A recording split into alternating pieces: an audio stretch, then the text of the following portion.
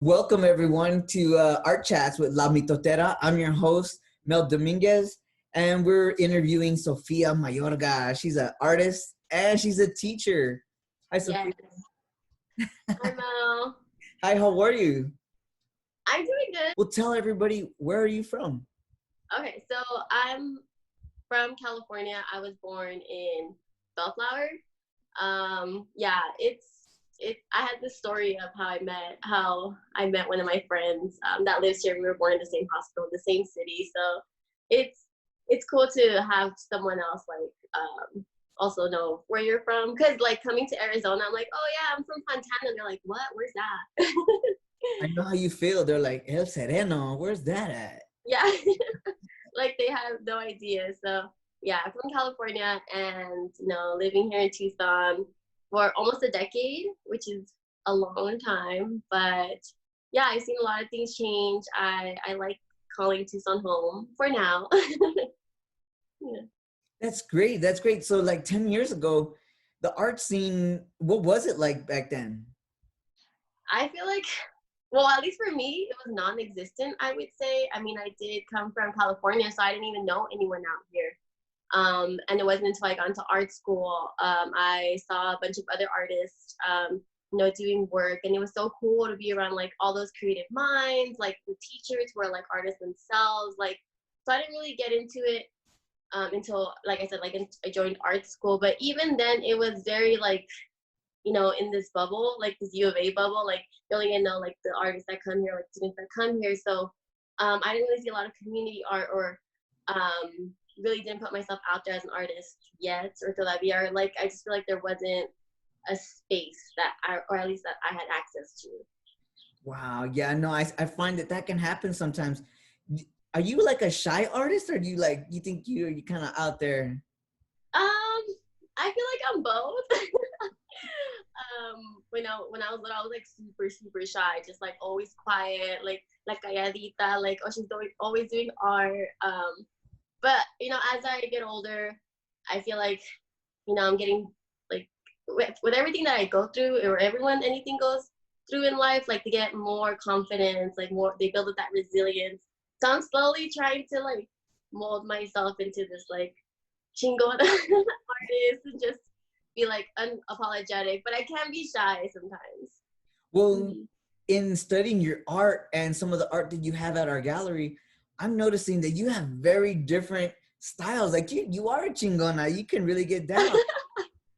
Thank you. No, and that's another thing that I have to like contribute to the U of A, like my success, because going to art school, you're exposed to like a bunch of different types of classes. It's not just a drawing class. They make you do charcoal, like 8 weeks of it, and like that class was like so annoying, but it's like they make you draw every day and you get better. So they definitely have good foundation courses there. So like I feel like that helped me. I had like a performance art class and that was really cool. I had a cool teacher. His name was Gary Stetzer, and he makes like these crazy videos.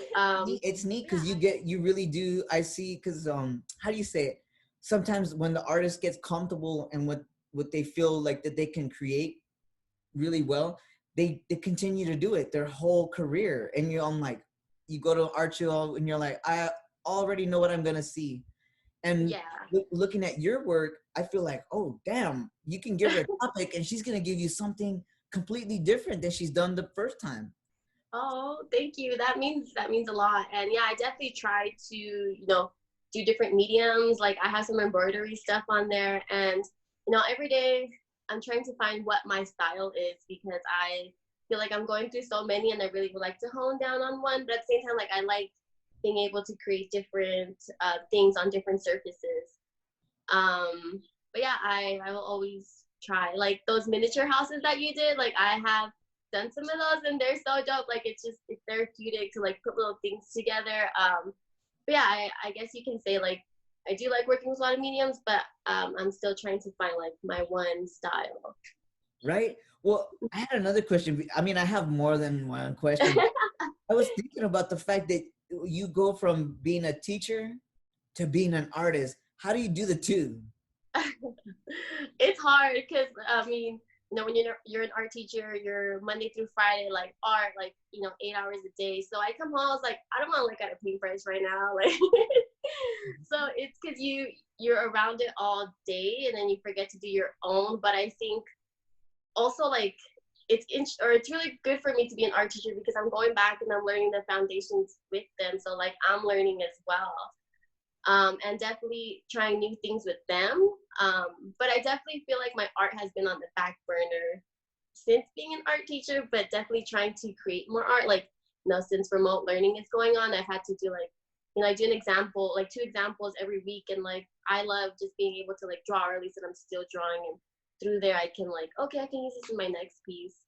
Right? I noticed that you wrote down there, watercolors and ink is my jam. Yeah. What is the sensation that you get when you start working like that?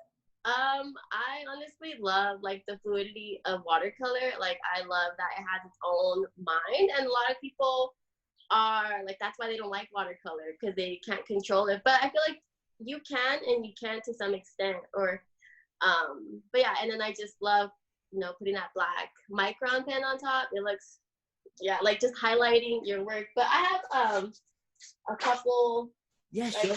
I really have this kind of, not obsession, but I like to draw a lot of faces.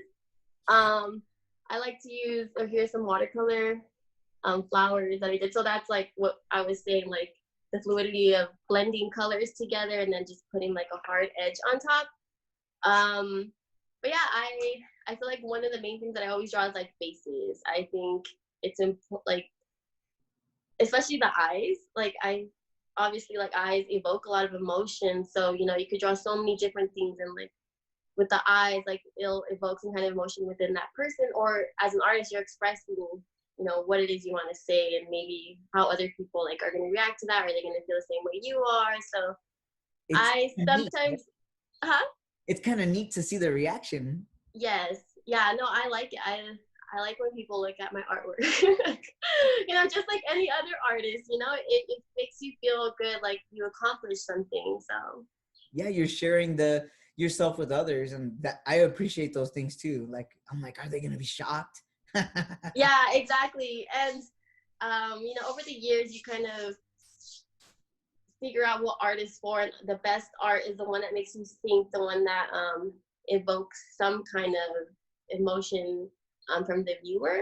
Granted, like there's other art too, like it doesn't always have to do that, but you know, that's the art that's most captivating, like the one with like a message or an intent behind it. Yeah, and it's funny because sometimes, without even knowing, the viewer is getting exposed to a thought without even using words.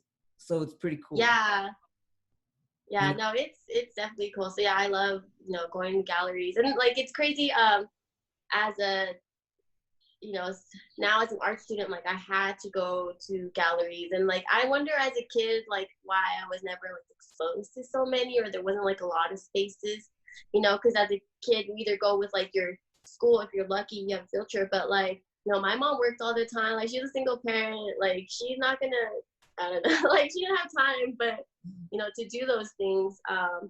So I love going to galleries. I love the experience, and I love that, you know, Galeria Mitotera is so like accessible to the community, and it's like it's great because there's a lot of galleries that I just feel like are very like, you have to hit the certain criteria, and like they're just kind of stuck up, and then I don't know, just like they're not inviting, and Galeria Mitotera is inviting. Well, I appreciate that. Well, if there's no party, if there's no people, Yeah. it's fun to bring everybody in. And I've had some moments in the neighborhood where people were like, "Do we have to pay to come in?" I'm like, "No, kid, come on in here." Yeah. You know, so Yeah. ice and giving them more information and sharing their local artists with them has been an Mm-hmm. honor. You know, just to be in that community. You know, it's a huge. You know what I realized about you too? You Yes. do some modeling in collaboration with some other artists. So I have met some really good friends out here. Luckily, you know, my friend Ricardo and Isaac, like they're both artists, and Ricardo, you guys are gonna have a talk soon, and he loves fashion photography, and you know, one day we were just bored at his house, we are like, let's just do something. So yeah, I think that goes back to that thing of like doing it all, like not just stopping in one just one criteria. I did like face painting for a little bit of my life, so You did? yeah, I like took a course with it actually with like this really good body painter. She was really famous, or she like worked with a lot of famous people, so she was good. Like, so I learned a thing or two, and sometimes I'll babysit and like I'll face paint, a little chamaco that I'm. So it's like I, creating, and no matter what medium, but yeah, that I did face painting for a while. Well, no, it just looks fun because when you're checking out your Instagram, you're like, wow, like this artist person, like this is what you're doing, like this is what you all like you yourself aren't stuck up. You go and collaborate with these other artists. And I think that's huge because a lot of times just the coming together is the hardest part, so the fact that you're out there doing it, that's cool because there's Yeah. gonna be some other young artist that looks back at that and says, wow, if Sophia's doing it, shit, I want to try. Yeah, no, that's sweet. Thank you. But yeah, they're great, but it is hard to work with other artists because you have your vision, and like if that doesn't mesh well, or then maybe the project might go in a different direction. Because also, like, not gonna lie, artists have big egos. It happens. It happens. Yeah, but no, I love collaborating. I mean, I hope to collaborate more in the future. Like, just really help each other out in the artist community. Like, why not? Like, you have the power to literally like uplift one another, especially with art involved. Like, just why not? Like, let's do it. No, hell yeah. And I noticed that, I mean, you get down when it comes to oil painting.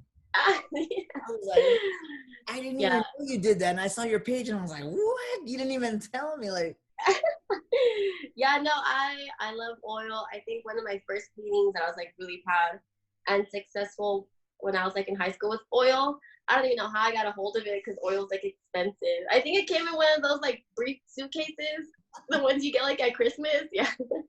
And I would always get things. I was the artist. But yeah, so I did one of my, it was like an octopus. I have it somewhere. I'll have to find it. I'll send it so you can put it in the video. But I've held on to it for like 10 years, and like you could see some early hints of like me blending. And I feel like that's what I love so much about oil. Like, it's just so easy, or like it's easy for me to do it, and I just love the look. And yeah, I'm not gonna lie, acrylic is like, but I'll do it. I'll do yeah. But for sure, my preferred medium is oil. But it's fun because I see all the things that you play with. Like, yes, I could see your mind going and experimenting with the different materials. I appreciate that because it's fun. It's like we get to experience you having fun, being you. Oh, I yeah. like about it, you know. Uh-huh. But then you produced a piece of work for our show called Love Cats. Yes. That's totally different. Yeah. I like I said, I don't like to just stick with one. I think that paper, my or one of my art teachers at the U of A, it was for a drawing class, and she's trying to teach us, putting our our drawings on new paper también, like not just white. And he's like, yeah, obviously. So she like gave everyone some of that paper, and like I loved, the texture. It's so smooth. I forget what that paper is called. Sorry, guys. Vellum. Vellum, yeah, vellum. There's like frosted vellum. There's all kinds of crazy paper. I was telling my partner the other day that I made this awesome project for one of my like, it wasn't a sculpture class, but we had to like simulate what a little sculpture, or just like a small replica of one. And I was telling how it was like one of the hardest projects I've ever done, and I didn't even get a picture of it. But I wanted to make like this, like if I had the power to make like a sculpture, it'd be like a giant marble. And so like my small replica was like a Christmas ornament, like a clear one.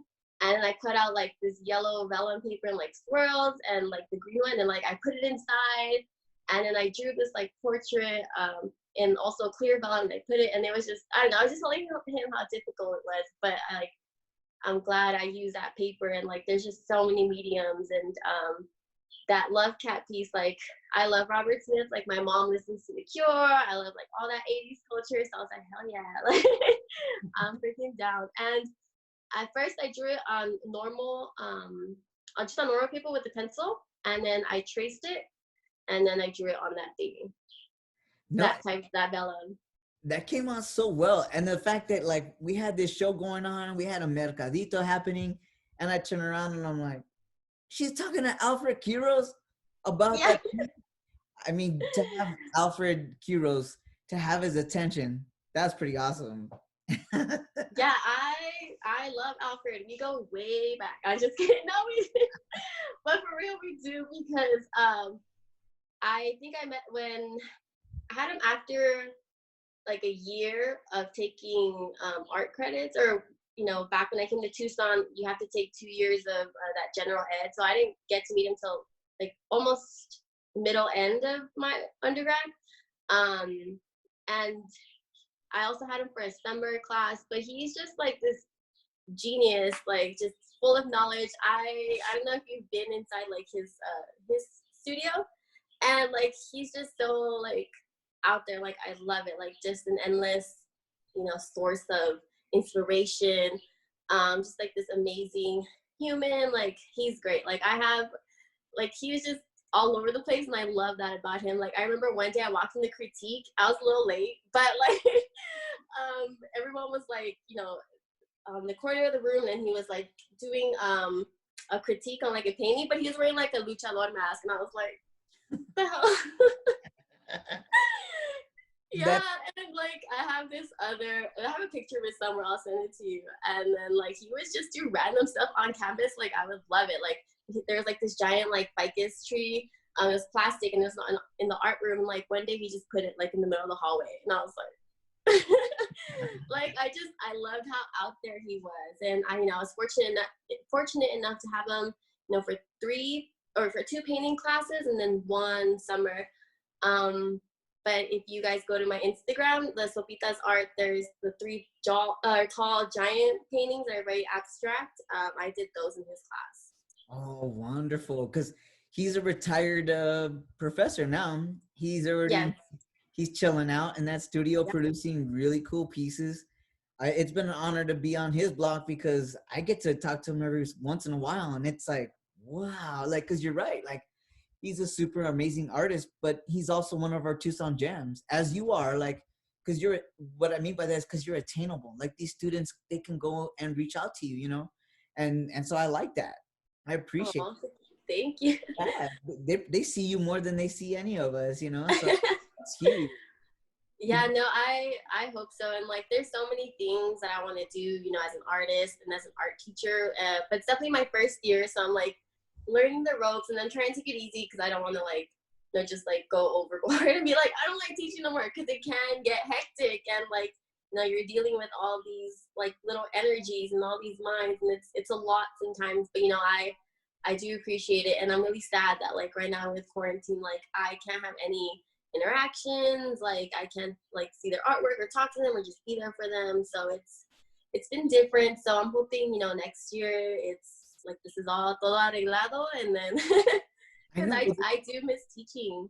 Right. Well, this is kind of like leveling out for everybody to kind of think of like, what's the new strategy coming out of this? Like, what are we doing now?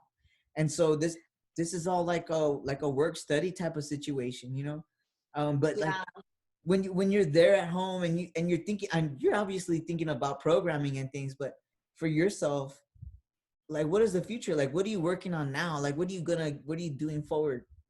So I have multiple things that I'm trying to finish. I have like art, this embroidery piece that I want to do. It's like giant. I think it's like 4 feet by 6, and then I want to embroider like these little faces on. I was telling you that I like to draw them. So hopefully I can start that. But I already have it drawn now, so poquito a poquito. And then I'm working on the commission for one of my friends who wanted me to paint the goddess Kali. So, and that's like on this 3 by 4 feet panel, and I'm gonna do that one in oil. I've already done the underpainting, but like I'm ready to like start on the real painting soon. So what was the name of the goddess?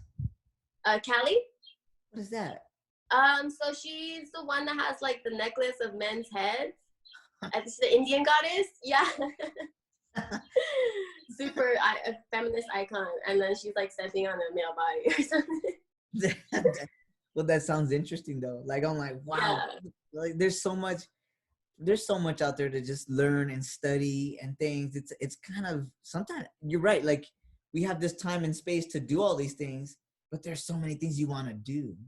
You know, looking Yeah, forward. and I feel like that's the worst, but definitely like prioritizing, doing one thing at a time.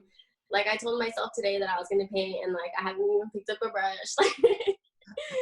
So it's been hard to like, okay, focus because of what is outside of your four walls, but definitely like try to bring it back to like, okay, that's not gonna help, and let me focus on this. But I mean, I'm hoping to get it most done, and then I have the summer coming up, so. Oh my God, I know the summertime. I'm like, Yeah, we're just gonna have to be inside all day because it's too hot anyways. Like, it's killer. So do you do a lot of these like Zoom meeting type style? so we have Zoom meetings, like all the staff, once a week, and then we're not required to like Zoom with students unless it's like I think that's more for like math teachers and like English teachers. So I have like an online website, and they submit their work through that, and like I'll post some of their work like on the website, and then like I have office hours, so if any of them ever want to drop by, but like most of them, I don't know, they're like, it's crazy because with remote learning, like there's some kids that like probably went to this other world, and school is the last thing on their mind. And honestly, like I think of stuff like that too, just like this is all trivial, like what, like you tend to lose sight of like what's important. And so I definitely recognizes that happening to some of my students, but that's what I'm saying, like I just miss interacting and being with them, like because this online learning is like, I don't know, I like if this was how teaching was going to be, then I wouldn't have signed up. Right? No, me too. I mean, and then too, I'm like, I actually like changing my clothes. I Yeah. actually like, like wearing stuff out and be like, look at this cool T-shirt I bought her. Yeah. Now it's like, who cares, Yeah. Well, that's like artists wanting to express ourselves, like, but so yeah, no, I love, getting arreglada and like all that, and just like being an artist, that gives me like so much more, I don't know, like there's this level of badassery that I want to attain, and like when I get all cute, like I'm up there. I'm sorry, that sounds really conceited, but then like knowing that like, I have this talent behind me, and that probably sounds really like no, sounds confident is over what the top, yeah, or well, maybe confident, but like I guess I love having this talent, and but also like using it for other purposes, like, and I feel like that's what I'm doing with teaching, and that's like what I'm doing with like sharing my stories and art and todo eso. But yeah. No, absolutely. There's a number of images like that. The Wandering Eye one, that was pretty great. I was like, do you come up with those by yourself, the title too, or does something inspire you to name them? So sometimes like the titles will be songs, and These Wandering Eyes is like a song by the Growlers. The Growlers is a good band. They're from California, so I like have to like them. Esta luz nunca se apagará, like that's another song. It's a cover from a Smith song, and so yeah, I try to, because sometimes I also like to do them in Spanish more. I feel like that's a way for me to just kind of express how I feel in Spanish, because like I try, or like I'm not that I'm, yeah, like every day I kind of try to like embrace myself in my culture, and speaking Spanish is part of my culture, and I don't really have a lot of people to speak Spanish too, so like by me naming these titles in Spanish, or like writing, not that I'm any good at it, but just that's me trying to retain my culture, and I think that's important for sure. Luckily I have like this really cool neighbor, and we speak Spanish to each other, so it's nice. The way that you're using them as, from like a band or music, it kind of like, I don't know how other people react, but I Google stuff. I'm like, is that a song? And I'm like, okay. So it's almost like you get to, whether the artist is present or not, they give you a little piece to go back and look into them and be like, oh, is this what they were inspired by? So it's like a little, like a treasure. Yeah, and I love music, I love fashion, I love so I always or that's my inspiration. I look to music like that Robert Smith, or I've done some pieces of Bowie, and like, yeah, just use anything really as like inspiration for art, and you can take like pieces here and there and just make it your own, you know. Um, but yeah, like I said, I love taking inspiration from anything, and not just like that, but like nature, and is probably like my favorite muse. And I think in the other interview we talked about like the Arizona sunsets and how those are just so beautiful, like the color palettes, like I love mimicking those, and like the colors of the cactuses, just like these natural landscapes like have the potential to give you so much inspiration. And there's like patterns in nature, and it's just like that's part of being an artist, also being like a little investigator, like, let me look at this pattern closer, let me try to mimic it. And Yeah. yeah. Well, no, because I mean, like it kind of reminded me like when you were talking about the embroidery, like that stuff is crazy. Because I mean, like you got to be ready. You already got to have all that stuff thought out. At least that's what I think of it. But Yeah, I'm some gonna of it, yeah. And I wish I had this piece. I don't know. I thought I grabbed it, but it's like this giant David Bowie embroidery piece. But it's a lot of work. It takes forever. But there's nothing cooler than looking up and seeing something done like with a different, even though it looks different from far away. Like that's awesome. it creates more energy in it. It gets more creative in that space. Because there's people like they trying to like feel what you're feeling too sometimes, or like they can't do what you do, and they're Hmm. I want to buy that, and they're collecting your energy because they Yeah. what you're feeling. Yeah, and thanks to Galeria Mitotera, I have been putting myself out there as an artist more, and just to have people buy these pieces from me and have them in their house, like I just feel so honored. Like anything that I create, like other people want to share it with others too, and so I think there's something definitely special on that, and I'm trying to put myself out there more. So that's another one of my goals as an artist. Definitely, I am not done with where I'm at right now in terms of like being a teacher and like an artist. Like I want to be in like the history books, like just set my goals high, because I still have a lot of stories to tell. I still have a lot of friendships and communities to build, and just like intake all of that and produce work and to share. They call those living legends. Yeah, it's funny because as I get older, as I'm older, my mom, I wasn't too good with like the history of Mexico, and then up until a few years ago, I learned that my birthday is on Mexican Revolution Day. So yeah, as I'm getting older, I'm like, you know what? I was meant to like do something. Like I have to. Yeah, it's in So your birthday, man. yeah, so I'm trying to fulfill that, and just being the best version or artist version of myself, and definitely giving back to the community, because that's important. And as artists, we definitely have the power to do that. Yeah, well, with that, let me ask you a controversial question. But you, as an artist and as a teacher, and like now you're kind of like a mentor, sort of like because you work with young people, um, and you've been to our gallery space. What do you consider that being like a gentrification of that neighborhood? Definitely not.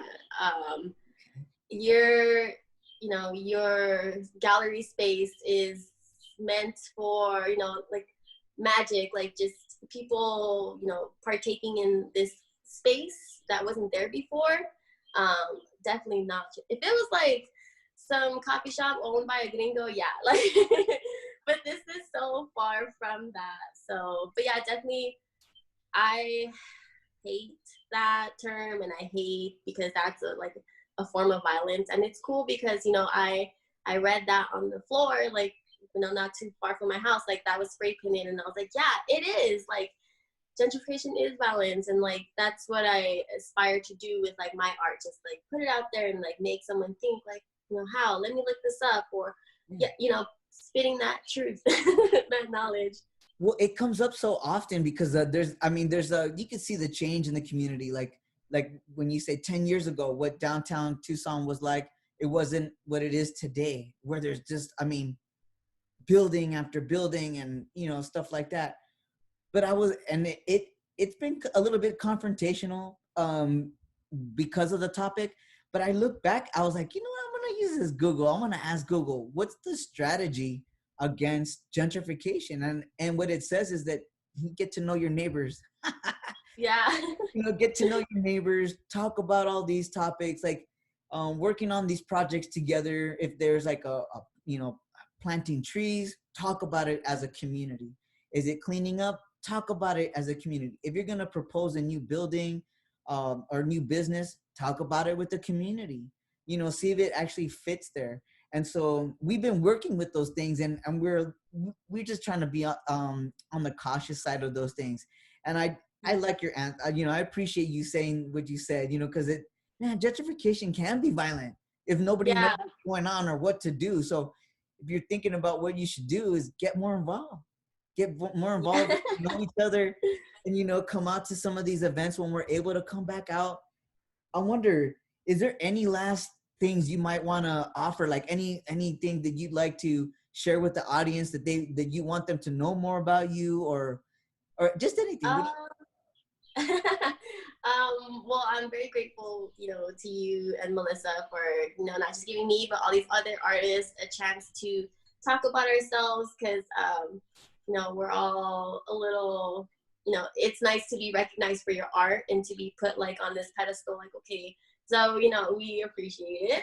So I've never really done something like this, so it's been nice because and it's cool that it's recorded, because, everyone, not when I say everyone, I'm talking about like my little cousins, like, send them all my link, and, just hopefully they can get to know me, because I haven't, living out here in Arizona, like most of my family, if not, all of my family's in California or Nevada, but I'm out here. So it's nice to have this, space to talk about myself and my story and what inspires me, and, my hopes and aspirations. And so thank you. Absolutely. That's the whole mission behind doing the Galeria Mitotera. Because that's the thing. Do you know the definition of mitotera? Yes. Yeah, it's funny. It's like really, because that's a term that's like, it's not really used to describe something good. You know what I mean? Like, so it's like, I like that you're changing that narrative. Like, you're using it as a positive. So you're like flipping the script. You're like, Right. Well, we've heard different definitions. I mean, if you know me, then it pretty much fits in that realm of the definition. But like, there's some folks, they use the term mitotera as like newspaper reporter. We had a playwright from San Antonio, Texas, and she's heard the word mitote like as a party, like a big party. And then, folks out in general terms is like, oh, gossiper. But I'm like, I'm gossiping all the good art here in town. Like, yeah, that's what I'm talking about. Like, flipping the switch. Like, it does have like a somewhat like, oh, you shouldn't be a mitotera. But no, it's like, that's so cool that you're able to like put in this new perspective. Like, I'm gonna tell you what's good. No, that's the whole premise and the mission is really to like, one, it was to capture the audience and come and question us about what's in the title. And then second, to be exposed, as they wait for, the restaurant table to be set, they're waiting 45 minutes outside. Hey, come on in and experience some local art. And so that's what it's really been about, is to, like how you said, like spotlight and highlight just all the wonderful, great artists we have out here. And to how do you say, like, even spotlight the language. Because a lot of people still don't know a lot of the language. They don't know what minidito means. They just go there. Yeah, no, for sure. Like, just show, unveil a curtain of the culture and something that they're not exposed to, and from our perspective. Yeah. So. Yeah, and then this whole internet and the Zoom thing, and as artists, it's giving us the more of the ability for this entrepreneurship. And and now people, they know your name and your art. Now they know your face and they know your story. They won't be so shy to be like, hey, can you commission this or whatnot, Yeah, no, I always want to chat and, whatever. Definitely communication and social interaction is good for you, and like, why not? You know, at the end of the day, everyone just wants to be heard, loved, admired, and like, so people can do that with just speaking to each other, just listening. Yeah, well, and there's another thing that I didn't touch base with, but even you being a teacher, working with young people, yeah, it's an art class. It's something that they need to fulfill to get through school. But the thing is that, and I'm not sure if everybody knows about those things, but sometimes when you encounter young people, they might just be really comfortable with you, and they might find your classroom a safe place to be in. So that's another thing. So thank you for being that person out there for the students. You know, it does. It means a lot. I hope that they, you know, if they still need you, they know how to find you on your office hours. Yeah. You know? Yeah. So No, for sure. Yeah, no, it's been really great talking to you. Can you tell everybody once again your Instagram handle and how they can find you? Okay, yeah. So it's Sophias .art, and I wanted to tell you guys, like, so the name Sophitas comes from my grandma. She'd call me Sophitas, so I thought it's super cute, and definitely wanted to hang on to that, you know, relic of hers, or so that I can, you know, always think of her when I'm doing my art. And yeah, so Sophia, because my name's Sophia, so yeah. But keep an eye out. I might open up a website soon, just definitely trying to get more work. No, absolutely. And I think that's what's important about our culture, is that a lot of the names and nicknames and stuff like that is out of cariño. Yeah. So that's so cute. And those are the things that sometimes when you're busy at a gallery opening or a mercadito, sometimes we don't even get the time to share those stories. So having you share that story is super huge to our culture and the interview, so that people know who you are. Yes, I'm excited. And like I said, thank you, definitely. And you know, when I mean like being the best artist version of myself, like definitely thinking of, like, you know, those women in my life, like my grandma, my mom, and you know, how just I want to do my best to share our story and continue that for like the future generations, because everyone has a story. So it's like, how are you going to share it? You know, what are you going to do, and through what form? You know, not just art, music, dance, there's all kinds of stuff. Right? You actually you know how they had that term 6 degrees of separation? Yes. You're like that 1 degree of separation between the friends and people you work with, to know, you know, that, oh, I know somebody who shared their story. Because I with all this information online and sharing stuff, people are still so shy. So the fact that they get to see you highlighting yourself in those stories, it's very, very important. Yeah, and thank you. I feel so special. Well, no, thank you again for taking time out here to share with your local mitotera and the Yeah. it's been a pleasure. But thank you so much, Sophia, again, for making time for us. We love you Of very much course. out there in our community as our teachers. You see, you Thank you. guys are worth so much. So thank you again, Sophia. I'll see you soon. Talk to Okay. you soon. Okay. Bye, Mel. Thank you. Bye.